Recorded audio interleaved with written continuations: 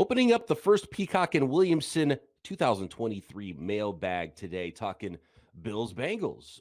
When do you play this game? What's going on with the seeding in the playoffs and how this all is affected and how things could be maneuvered to try to get all of these games in, and what happens if they're not able to get this game in the playoffs here as we approach the 2023 playoff season. Tons more questions, ranking the coaches in the playoffs as well. Coming up on today's episode of Peacock and Williamson.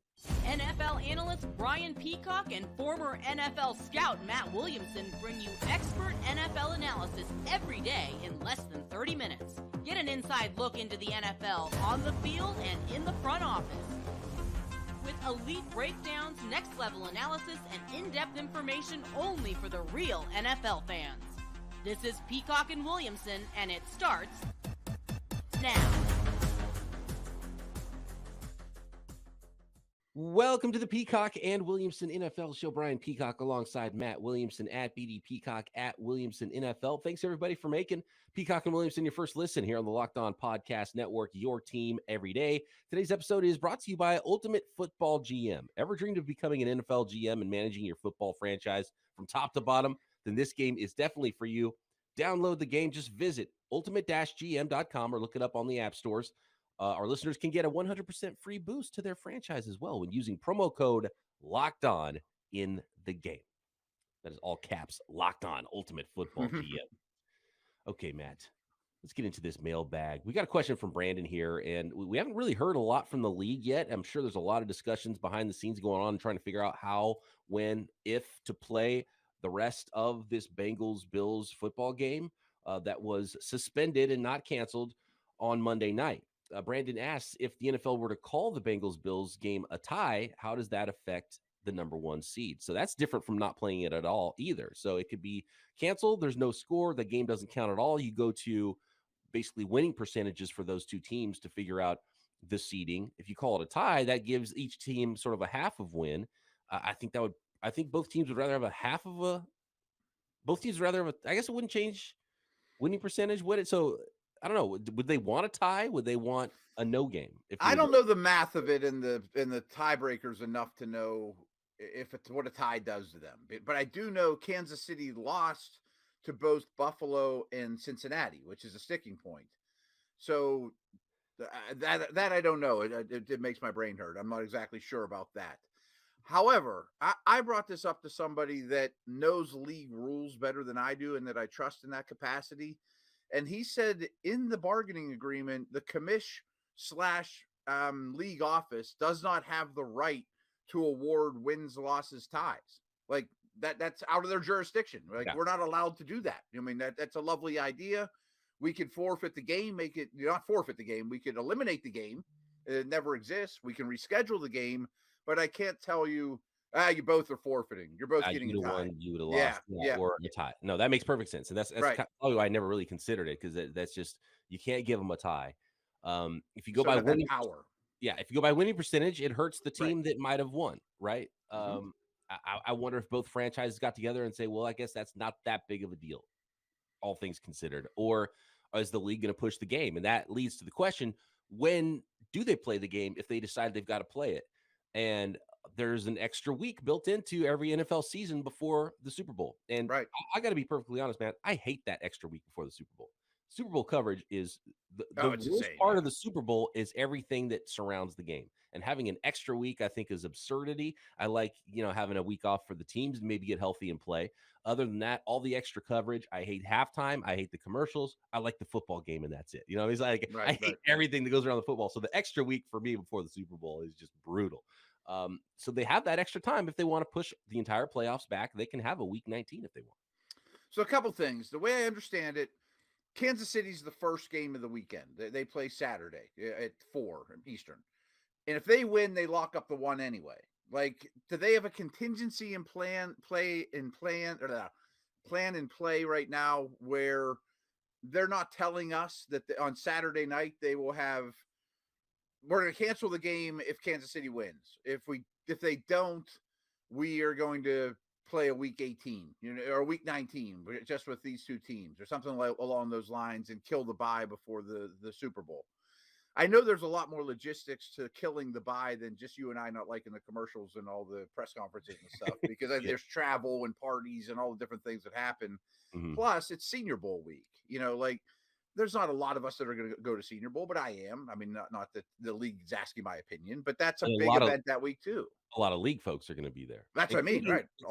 Including Two the coaching representatives staffs. from whoever's in the Super Bowl too, and Right. the Oh, yeah. championship games. So Yeah. they've got to do their scouting and get ready for next year. So Everyone in the league is going to be there. And one thing that's now not an option that would have been an option as of Monday night was trying to still fit that game in, play it this week, and then you're playing it like short weeks for the next couple of weeks where you have, the same amount of rest. If they would have played the game on Thursday, you know how there's, short rest if you have a Thursday game to next Sunday to the following week, and they could have tried to slot in an extra game there for Bills and Bengals, but the one thing the league has said so far about this game is it's not going to be played this week. So they can't really even shuffle that together in the amount of time they have. So they would have to change the NFL schedule to put this game in now. And maybe that's the plan, is they're hoping the Kansas City Chiefs lock it up to where neither one of those teams would have had a bye, and then they'll just cancel the game, because then it's just 2-3 seed stuff. It's seeding, yeah.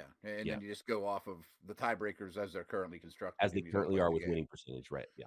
I threw an off-the-wall idea at you, and you kind of looked at me cross-eyed, to be honest with you, because it doesn't sound all that, smart on my behalf, but I loved it, actually. Okay. I hadn't heard it from anyone yet. That's why I'm glad you're my co-host, because your brain works in a way that surprises me and shocks me at times. No, I kind of love this idea. Why change the NFC at all? I mean, if you decide that the Bengals-Bills game has to be played, okay.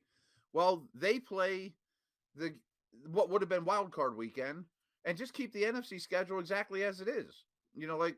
It's not like they're suffering either way, but there's half the league doesn't need change and everything's hunky-dory. Just keep it rolling and still play the Super Bowl at the same time.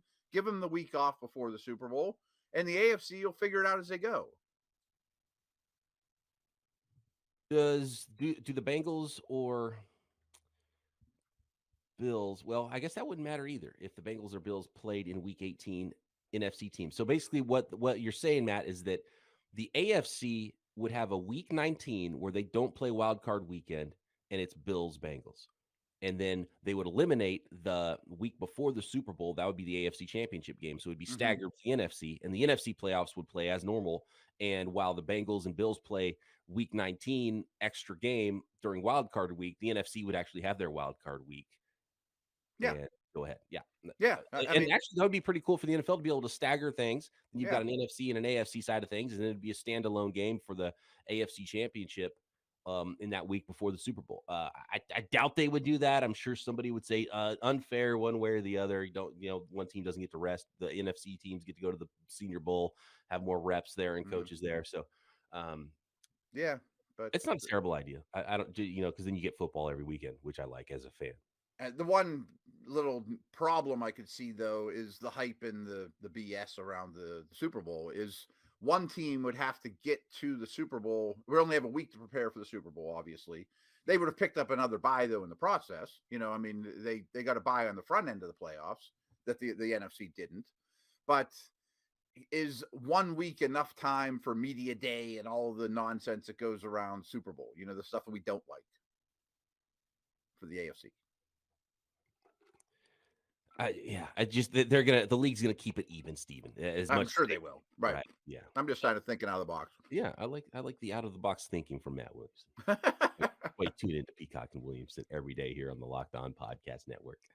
Okay, we've got some questions here about coaching. Who is, or basically ranking the coaching, the coaches that are likely to be in the playoffs. A question about specifically Bill Belichick, and they're not guaranteed to be a playoff team yet, but they could definitely be a playoff team. Bijan Robinson, talk a little draft here today as well on Peacock and Williamson. Today's episode brought to you in part by our newest sponsor, Ultimate Football GM, the mobile game. If you've ever dreamed of, as I once did, of being an NFL GM and managing your football franchise, well, your dream has come true, and this game is definitely for you. Manage every strategic aspect of your team with Ultimate Football GM. Play through the season and lead your team to glory. You are responsible for hiring the right coaches and coordinators, trading players, making draft picks, navigating your franchise through free agency and the draft, the ups and downs of a season, all in a challenging and realistic game world. Ultimate Football GM is completely free and playable offline on your mobile device. Play on the go as you want, when you want to. It is a super fun game. I've had fun with it. I'm in year 2 of my franchise, trying to build the thing from scratch, from the ground up. And Locked On listeners get a 100% free boost to their franchise when using promo code Locked On. That's one word, Locked On, all caps, in the game store. Locked On is the promo code to get a 100% free boost to your franchise. So make sure you check it out today. Download the game. Just visit ultimate-gm.com. Look it up on the app stores. That's ultimate-gm.com. Ultimate Football GM. Start your dynasty today. Thanks again, everybody, for making Peacock and Williamson your first listen. Subscribe to Locked On NFL. Get daily conversations on the biggest NFL stories, in-depth analysis, biggest games, key predictions, and the game-to-game episodes from local insiders covering every single weekend. And, of course, the Locked On NFL YouTube channel is also the home of Peacock and Williamson. So make sure you are all subscribed up to the Locked On NFL channel on YouTube, available everywhere you get your podcasts. So we had a question this week from Ray, and he says, Rex Ryan said on television that this was Bill Belichick's best year coaching while the Patriots roster is JV. Meanwhile, Boston sports media spent the whole season trashing the coaching staff, which they ultimately lay at Bill's feet. You on Team Rex or Team Boston media? Well, actually, to be honest with you, Ray, I think they're both kind of saying the same thing, because it's like, this is the worst thing you have. And look, ultimately the roster and the rest of the coaching staff is on Bill. But that all around him being so bad makes his job look all that much better, because they're still holding that thing together. So I think both Team Rex and Team Boston media have are right in some ways there.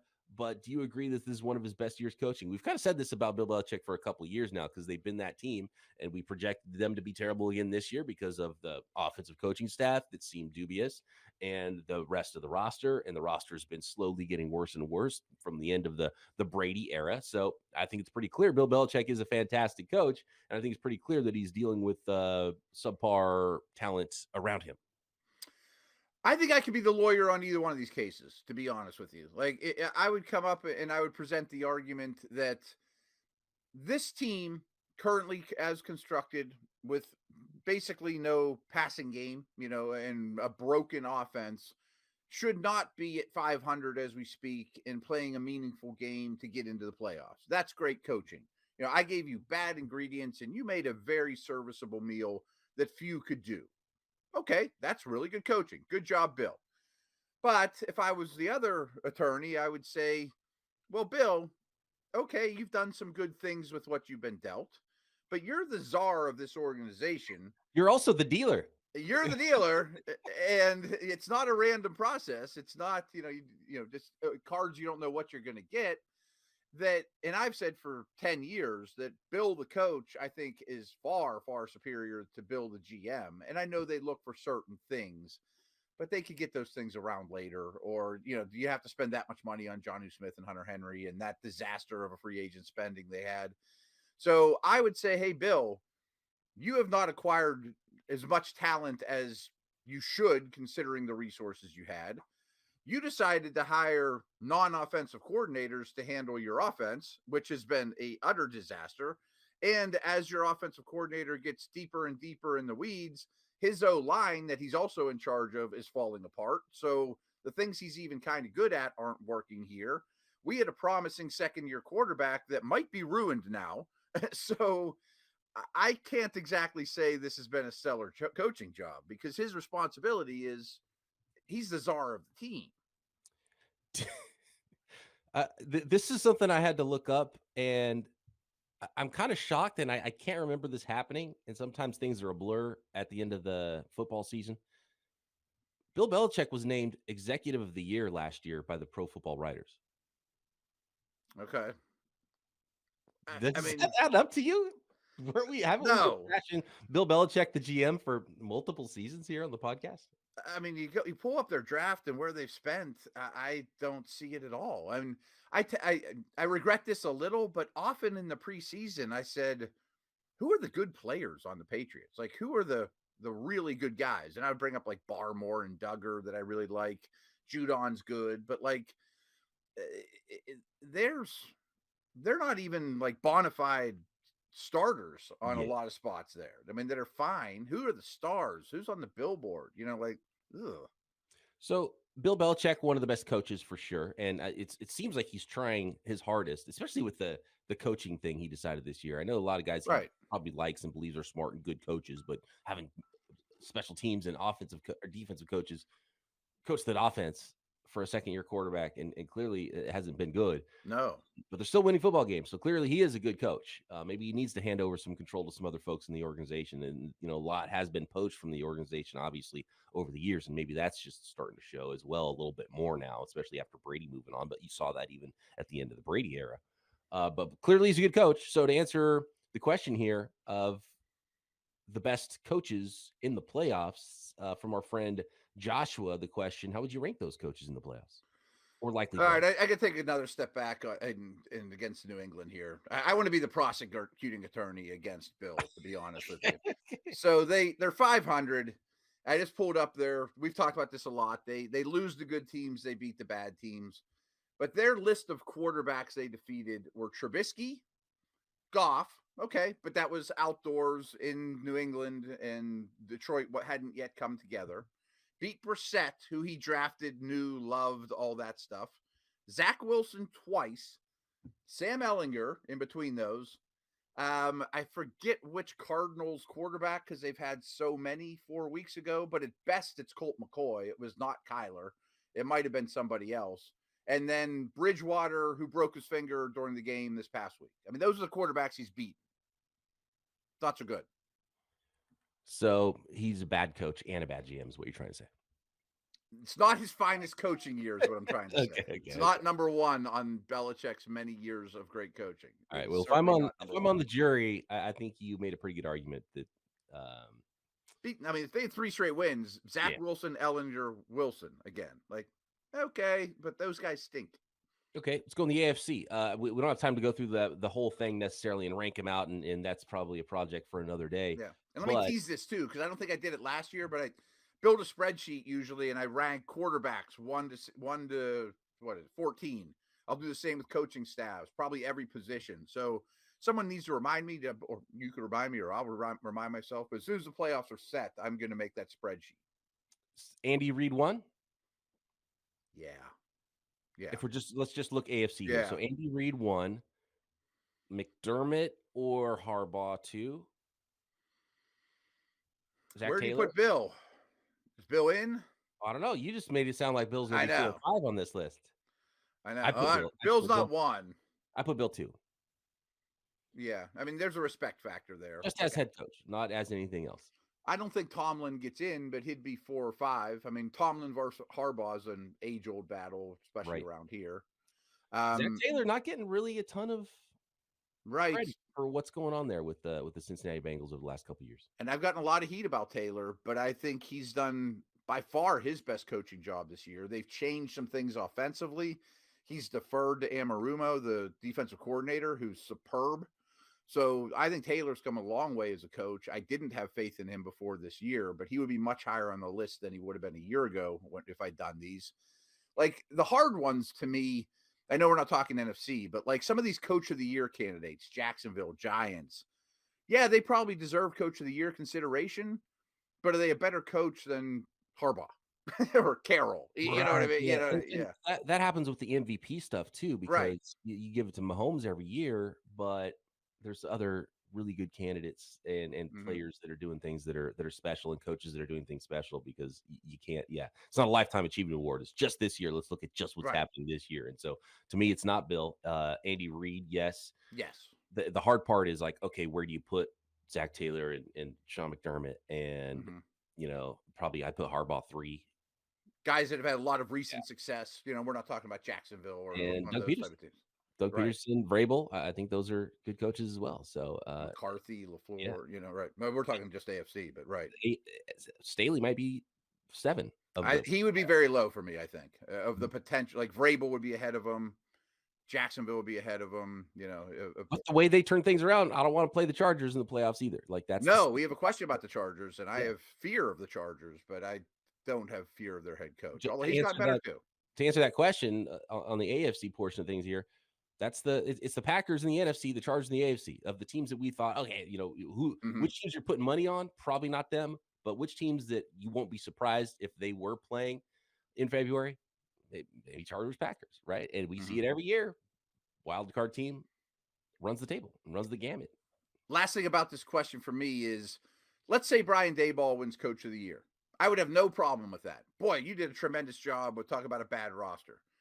That doesn't mean he's going to be first on my playoff coaching ranks. He's never been there. You know what I mean? Like, if you're drafting coaches, I would still take, Shanahan over. Oh yeah, Belichick. And guys, although Daboll's done great, and maybe in a few years I would not feel that way. And he's done a phenomenal job, and I don't have a problem with people voting for him for Coach of the Year because he has done a great job there. And maybe I would, but I wouldn't vote him for best coach in the playoffs. Right, it's not the same thing. McCarthy, Sirianni, NFC. How you ranking this one out? I probably have. I'm starting to trust Sirianni. I think he's kind of like the McDermott level, where it's been a pretty good, stable organization for a while. Shanny would certainly be very high. Tampa would be low.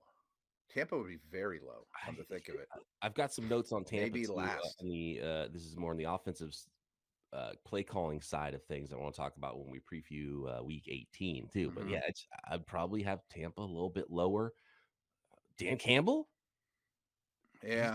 I don't think he's going to get in, but he might. What about LaFleur? He wins 13 games every year. McCarthy. 13 games every year. They're dead in the water this year. Brings them back. Right. There's something you said talking about how we don't change anything because we knew our process was good. And I kind of like that about him, I think Bowles is going to be my last in the NFC and maybe last overall. You got McCarthy, Sirianni. I'm biased, but I might put Shanahan first still, and then I'm thinking that too. LaFleur 2 if they make it. I think I put Sirianni ahead of LaFleur and LaFleur 3. The toughest is ranking the NFC East. I think Sirianni. O'Connell's really tough too because the Vikes are going. We don't even bring them up. Right. Yeah. And they have a negative point sample for those first-year quarterbacks or first-year head coaches. But I would hold first-year coaching against them going into the playoffs. The Dayballs, the O'Connells, those type of guys, because I got to see you do it. Right. Well, I'm looking forward to your spreadsheet when you actually fully rank those out and have a little bit more time to think about it. And then we will revisit those rankings once the playoffs do get going here very, very soon after week 18. Next, we'll finish up the mailbag portion. Talk a little NFL draft. Bijan Robinson, where does he rank amongst some of the running backs we've seen in recent history? As a small business owner or hiring manager, you know that success in 2023 all depends on the team members you surround yourself with. That's why you have to check out LinkedIn Jobs. With LinkedIn Jobs, you can hire qualified candidates more efficiently by matching open roles with people who have the skills, values, and experiences to help you achieve your goals. LinkedIn Jobs helps you quickly attract qualified candidates to your open jobs with targeting tools. Go beyond the resume by using insights from your job post and their 875 million member profiles to put your post in front of the most qualified candidates. And so those funneling tools, so you are hiring the best candidates and you get everything you need to done as a hiring manager done faster and for free with LinkedIn Jobs. LinkedIn Jobs helps you find the qualified candidates you want to talk to faster. Post your job for free at linkedin.com/lockedonnfl. That's linkedin.com/lockedonnfl to post your job for free. Terms and conditions apply. We just got a quick tweet from Williamson NFL to @BD Peacock real quick. Okay. Short answer, but in your opinion, if Bengals Bills is played as a regular season game, will they start it over, or will it be like a baseball game where you just pick it up from where it left off? I think you pick it up, right? Yeah. I mean, all that stuff's official. You spot the ball right where it was and go from there. Okay. Yeah, you can't erase it. I mean, you can erase it, but you can't redo it. I would say that happened. I mean, yes. I don't think you play 60 minutes. You treat it basically the same you would a weather game. It's like, the weather, this game got canceled. Mm-hmm. It's not going to happen again, so we can't count the stats officially because the game like a rain delay. Right, exactly. Yeah. Okay, I agree.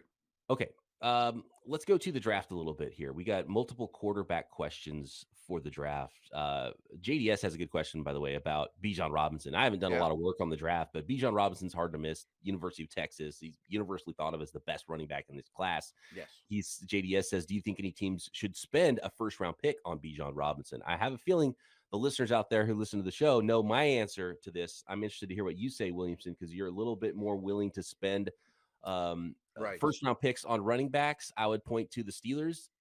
I would point to so many teams that hit on their running backs, but it didn't help in the win column that much. And that's my argument. Not that he's not a good player. It's that the attrition, the replacement level you can get from running backs, you have to be special and you have to help your team so much, and you have to get really lucky and stay healthy to be valuable enough for your team to contribute to those wins with running backs. So that's my argument. Easy answer for me is no, you don't ever. And if you do spend a first round pick on a running back, you better be dynamic in the passing game and be a player that can stay healthy. And it's just so hard to project a guy, even if he's catching a lot of passes, still carrying the rock. And that's the dangerous part of the job. And you're so likely to get hurt. Yep. And all that stuff is true. I mean, like, I think that's fact, what you just said. That's not, up for debate. And the folks that write the checks too will tell you, I can go find a running back in free agency. I can't find a left tackle in free agency. There's positions that just don't hit the market that are, I'll get my answer in free agency. It's not walking through Walmart and you can get anything you want. The stocks aren't the shelves aren't stocked. The easy way is just look at the economics of the game. You could Right. go out in free agency and buy the best running back on the market, and he's going to make. He might not be Saquon, but make a third of what you would pay a top pass rusher or a top. You're going to overspend for a left tackle. I mean, you just are. You're going to overspend for running back too, but it just doesn't even hurt your financials that much. And so when you look at where players are drafted, you look at who gets paid the most as well. And running backs are starting to get paid less and less teams give them their second contracts and all that. So you're going to draft a guy that you're not going to want to even give a second contract to, or worse, you're forced to give him a second contract because he's good and he's going to break down on that during that. So here's how I would handle it: is Bijan is, by all accounts, a Barkley-like prospect. Like as good a running back prospect as you ever see, and the dynasty stuff I do reflects that and all that. So, like everyone else, you give him a grade, and everyone might not realize this, but there's a vertical board where you grade him against all the running backs. He's RB1, whatever. But then there's a horizontal board based on what the number grade you gave him. He might be your fifth best prospect in the whole draft, And I would say that's fine. I mean, we can't take him in the top 5. We're going to ding him for positional value. But if he's a top 10 guy grade-wise on my board, and I'm a playoff team, I'm picking in the 20s, then I'm thinking about it. Like, insert Bijan Robinson on the Dolphins. That would go a long way. Oh, yeah. And look, and teams that want to fix their running game will look to a running back, because it's easier to get one running back than 5 offensive linemen too, whether it's right or wrong, and the grade will be there. You fall in love with the tape. So the question is, should they spend a first? I say no.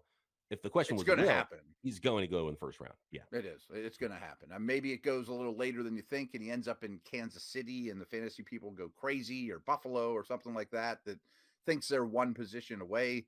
But he's going to be a first round pick this year, unless he runs something bad happens draft profile between now and draft day, but I don't expect that.